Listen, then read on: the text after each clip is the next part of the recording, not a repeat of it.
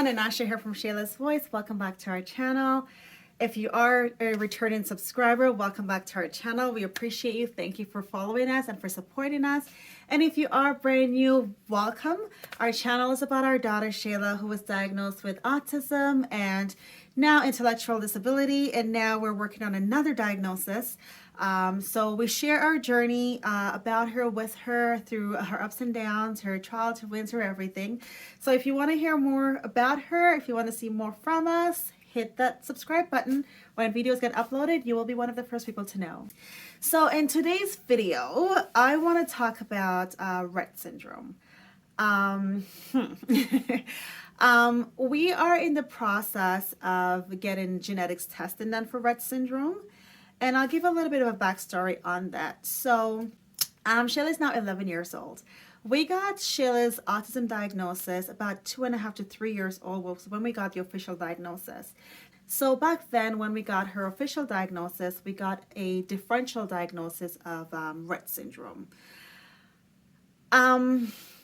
We, at some point, Sean and myself were discussing expanding on our family and so on and so forth. So we went back to the neurologist and we had asked for genetics testing just to ensure that if we have another child, the possibilities of a child with autism was less or whatever. We did that, and when we did the genetic testing with Shayla, everything came back normal female. Now, for the life of me, I always thought that we had done the genetic testing for Rett's at that time. But when we saw the neurologist last year, he said, no, we never did testing for Rett's. We've had a lot of feedback from some of our followers saying that Shayla's behaviors are very similar to a child with Rett's. But for the life of me, I've always thought that we've done it, and no, she came back that she did not have Rett syndrome. So it just shows that, you know what, going forward, like every single time we go to the doctor, we need to get the reports in our hand. So if we have any questions, if we need to look back, we have the reports in our hand, right? Yes, you can call a doctor, but having your medical reports is so important, because we always thought that we did, but we didn't. So when we visited a neurologist last year, we did a regular checkup. Actually, it wasn't a regular checkup. Her pediatrician referred us back to the neurologist just because of some of her behavior. Shayla had started, and I think you've seen this in some of her previous videos, she started hyperventilating. So it's like, and that came out of the blue. Now that is something that we see in Rett syndrome. So when the doctor saw that, the neurologist saw it, he's like, yes, I think Shayla has Rett syndrome. But we've not officially gotten a diagnosis. We are waiting to get testing for that. So we'll do that. So what Rett syndrome is, it's a disorder that, it's a genetic disorder that affects primarily girls, and it impacts them in the way that their brains grow and their brains develop. So it's I call Rett syndrome the protein disorder, because it's, and I'm gonna leave everything down here. The gene that it impacts is the gene, I believe, that primarily makes the protein that the brain needs to grow and to develop as the child is growing.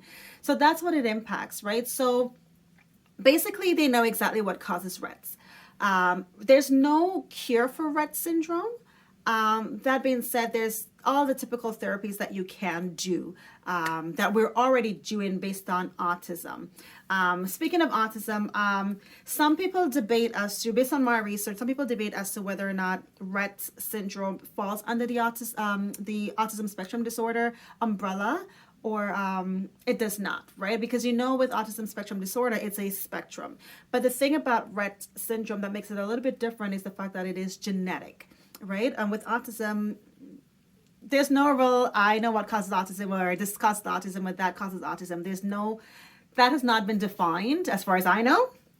So yeah, so there is no cure, but based on our research, there's tons of hope, because there's a lot of research happening about Rett syndrome. So what we've done in the meantime is we've gone ahead and I've joined a bunch of Facebook groups and just started doing a lot of research in the meantime while we wait.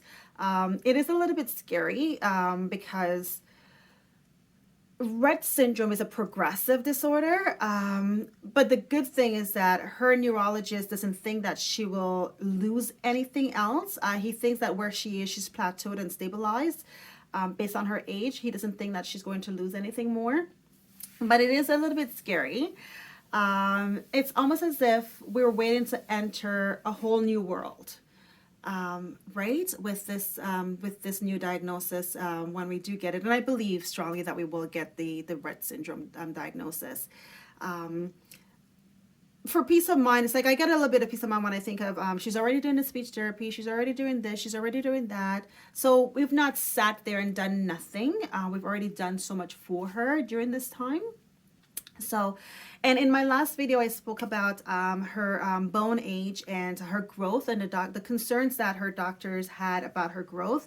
And this could be the explanation as to why, right? If she does have a diagnosis of Rett syndrome, then that would explain why her body is not growing the way that it needs to, the way that her peers, her age would grow, right? And I do believe, as I mentioned earlier, that it is Rett syndrome that Shayla does have, because let's step back a little bit.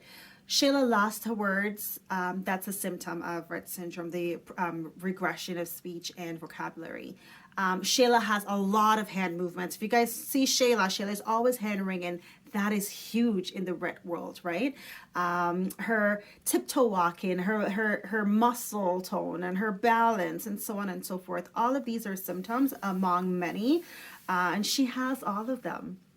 She has all of them. They're very, and one can argue, yeah, but Annasha, this is the same with autism. It's true, right? But they're very, very similar. But I strongly believe at this point that is what we're dealing with. Above and beyond autism, she may still be on the autism spectrum, but I believe her primary diagnosis should actually be Rett syndrome and not autism spectrum disorder.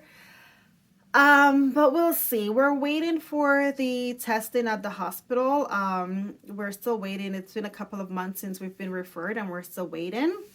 So hopefully when we get these results, we'll be able to connect with Rett-specific groups and organizations that can help us in regards to possible try this and try that and so on and so forth. One thing we all know that I will not get Shayla on is any sort of medication. If it's natural, absolutely. The therapies, absolutely. But when it comes to actually medication, that we will not do for Shayla, right? I've always been one, and to each his own. Everybody does what works best for their kids, but I just don't believe that I should give her any medication. Yep, so that's my rambling for today. That is a quick update in regards to our journey, our new journey, possible new journey with Rett syndrome. Again, we're still waiting to get tested, but that's where we believe we are now with Shayla. And yeah, she continues to be happy. She continues to be herself. She doesn't even know what's going on, but you know, as parents, we're always worried and we're always concerned about our kids. But I'll definitely keep you guys posted as to when we get the genetic testing done and what the results are and what our next steps are with this new journey.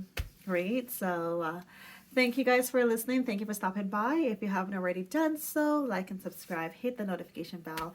When new videos get uploaded, you will be one of the first people to know. We will see you soon. Take care.